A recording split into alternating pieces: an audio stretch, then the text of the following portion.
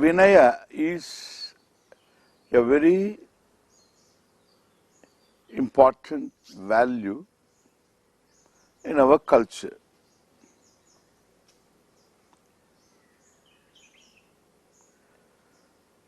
And therefore, as I said the other day, the father is shy of overtly congratulating his son for the high marks he had scored. Even though inside the father feels very proud, doesn't want to express it because he's afraid my son may become proud.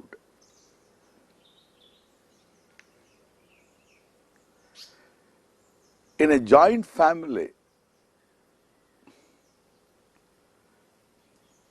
his son would go to grandfather who would express his pride. Grandmother would express her pride.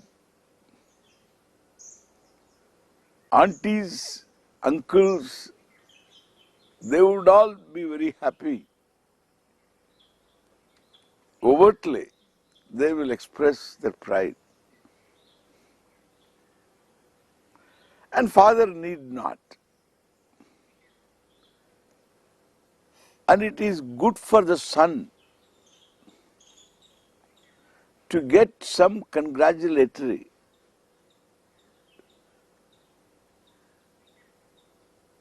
words from the elders, and the son gets them. But in a nuclear family, now the parents have to express overtly when their children do well. They need to be told so.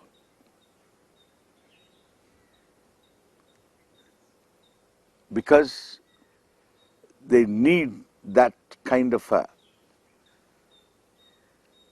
approval, validation for their healthy emotional growth.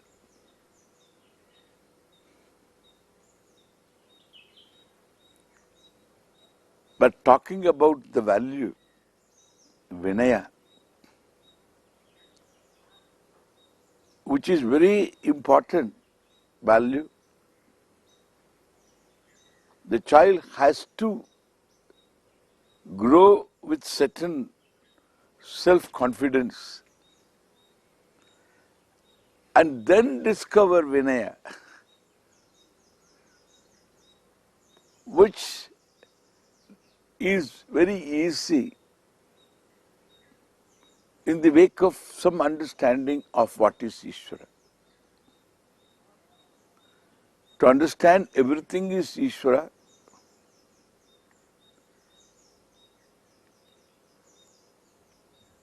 is to discover that everything is given. There is nothing to be proud. Therefore, Vinaya becomes very natural. In stories, in Puranic stories, these come out. The Asuras are proud.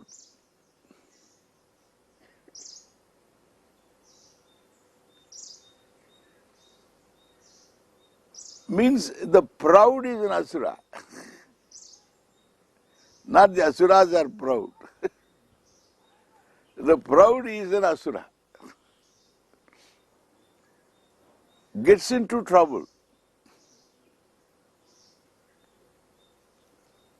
Therefore, it is good to discover the value for being humble.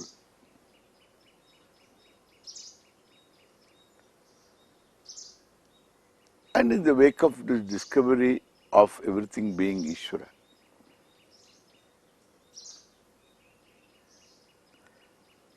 Vidya, suppose one has, then to have Vidya, one requires a lot of factors. First, the faculty to know should be given. Then there are things to know, they are given. Then there are teachers to create an infrastructure for me to know, given. Everything is given, what is there for me to say that it is my knowledge? There is nothing. So the more and more I come to understand what is Ishwara, the more and more I discover the truth of what is given. We have talked about this. It makes me relax.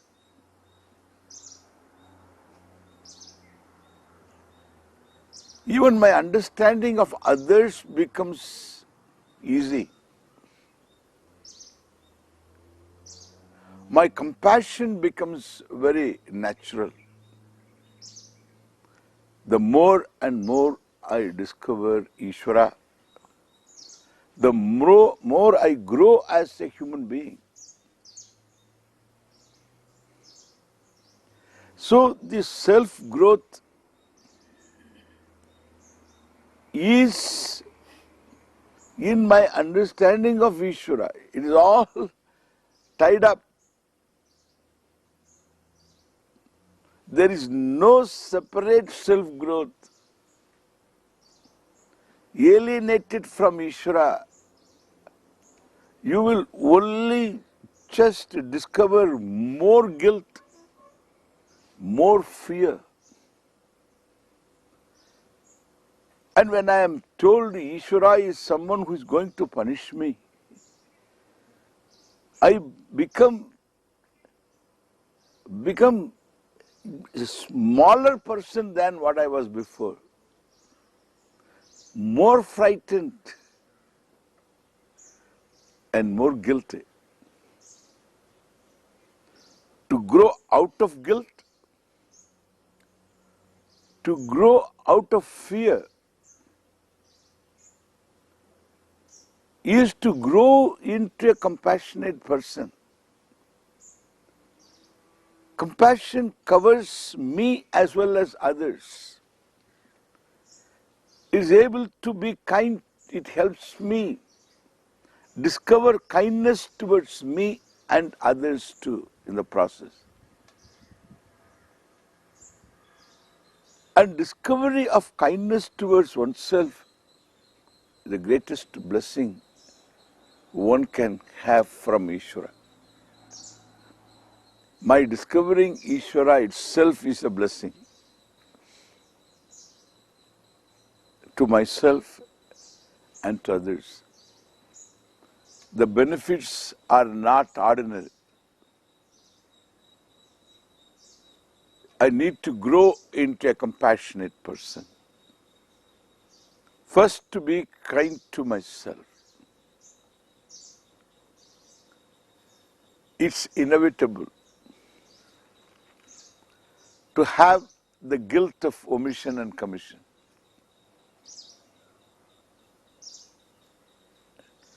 And it is inevitable also to have hurt because of others' omission and commission. My own omission and commission leaves me guilty. Omission means why I didn't do this. I should have done this. I can't forgive myself. Why did I do this? I should not have done this commission. Why I didn't do this? Omission. Who doesn't have this? This guilt. No exception. Everybody is subject to guilt. Whether one is a small person, from our so-called common standpoint,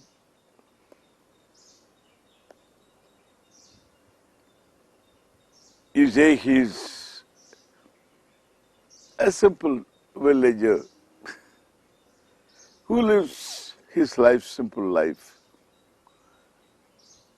He has not even left his village much, except a few miles he might have traveled to the nearest town.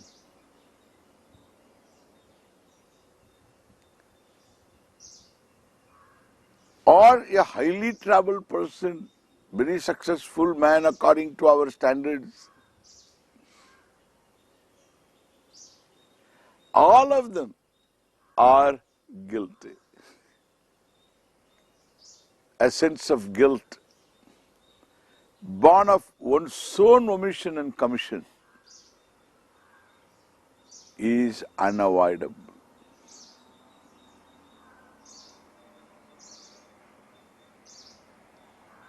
With reference to others' omission and commission, towards oneself, a hurt is unavoidable. Why did he do this to me? Why did he not do this to me? How can she do this to me? To me? How can she do this? Of all people, me?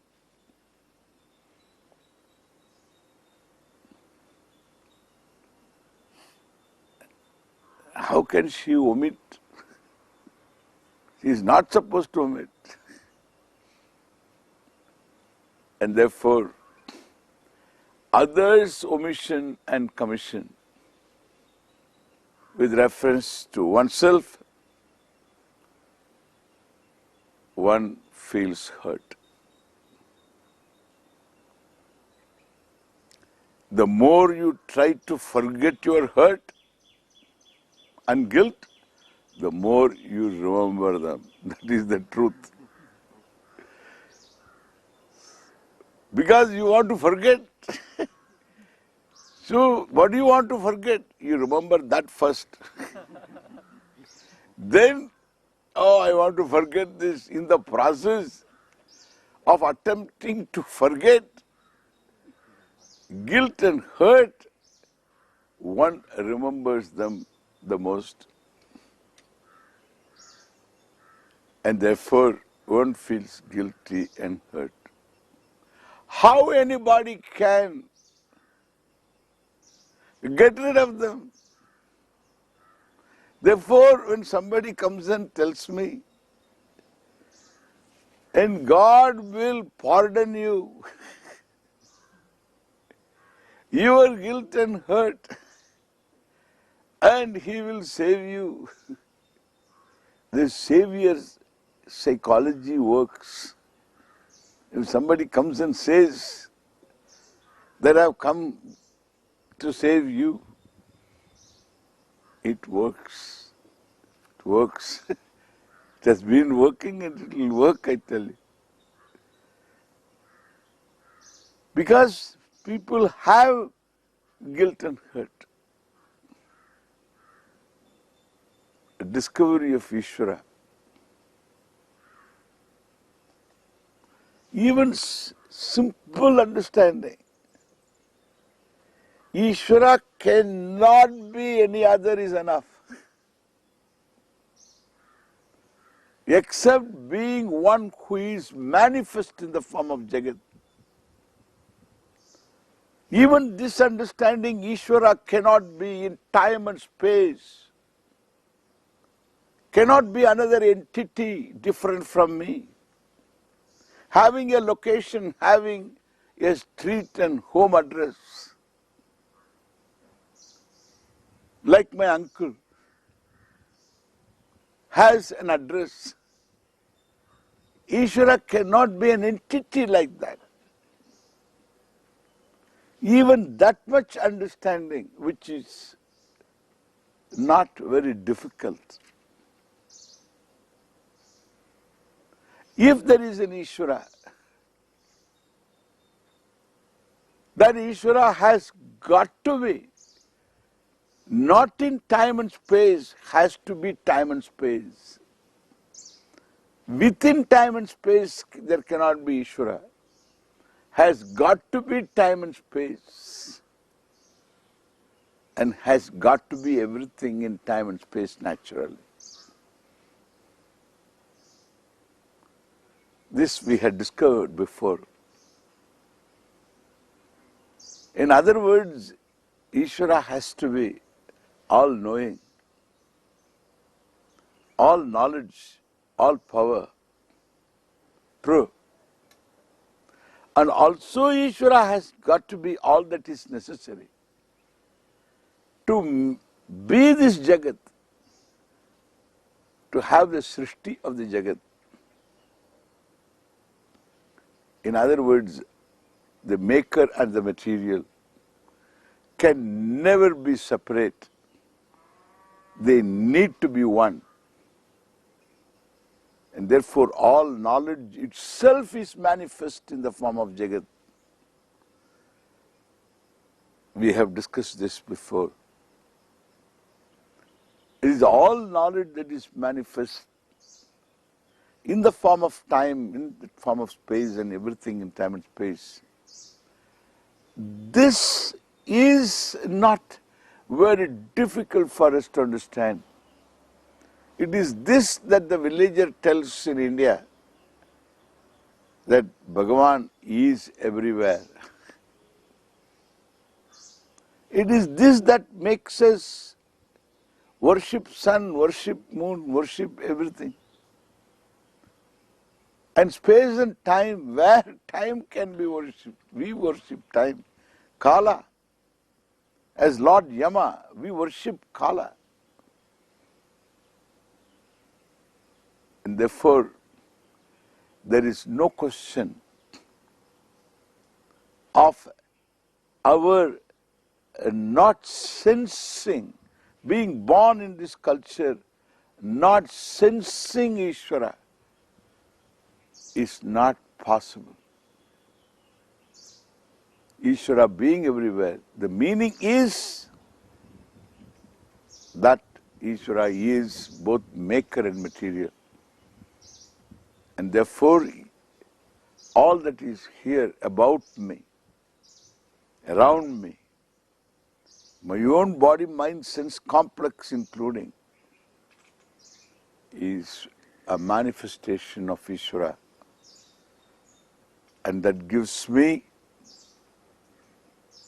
a certain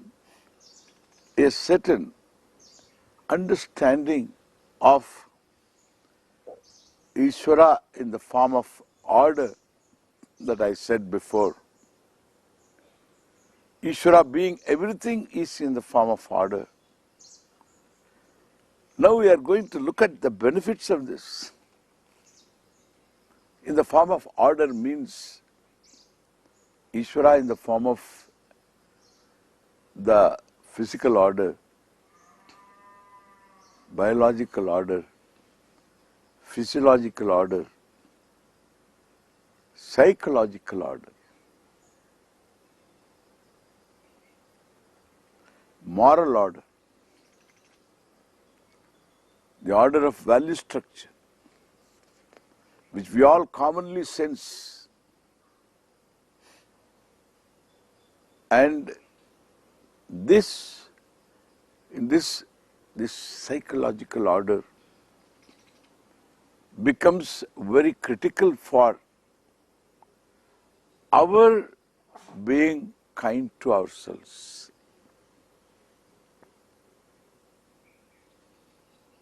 My own omission and commission,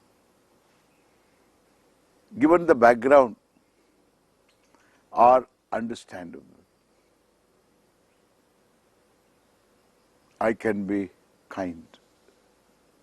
Compassion starts with myself.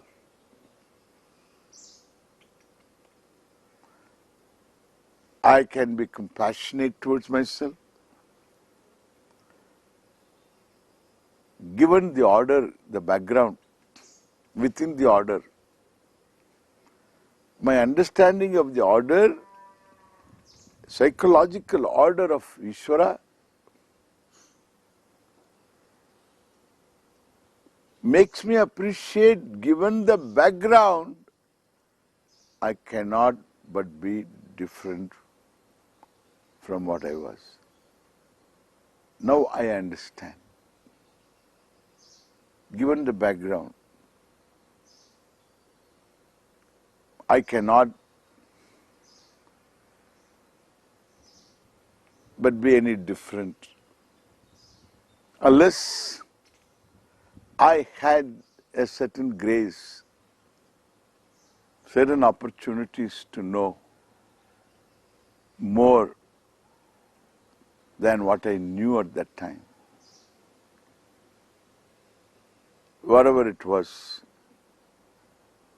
these were the omissions and commissions on my part. And I can be kind to myself. I don't say what I had committed was all proper. I don't say what I had omitted was proper. I'm not sitting here in judgment and I say this is what I could do at the time. If I could do anything to neutralize any of them, I would do that. And thus I am understanding of myself, kind to myself, given the background. I can't but be different. And the same thing can be, same understanding can be extended to all those people who had done, who had committed things towards me, certain actions which I cannot so far I cannot forget. I cannot forgive, much less. They say forget and forgive. As though you can forget. It's all wrong statement. Never tell somebody to forget, because the more they try to forget, the more they remember. And therefore, it is all just words, forget and forgive. No. I tried to forget and forgive. No. Now I understand.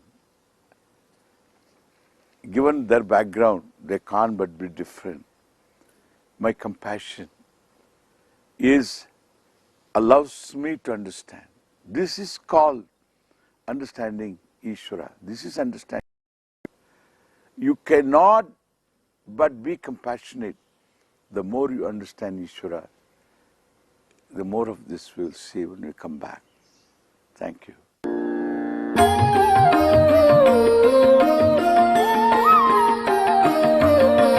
Bharat Desh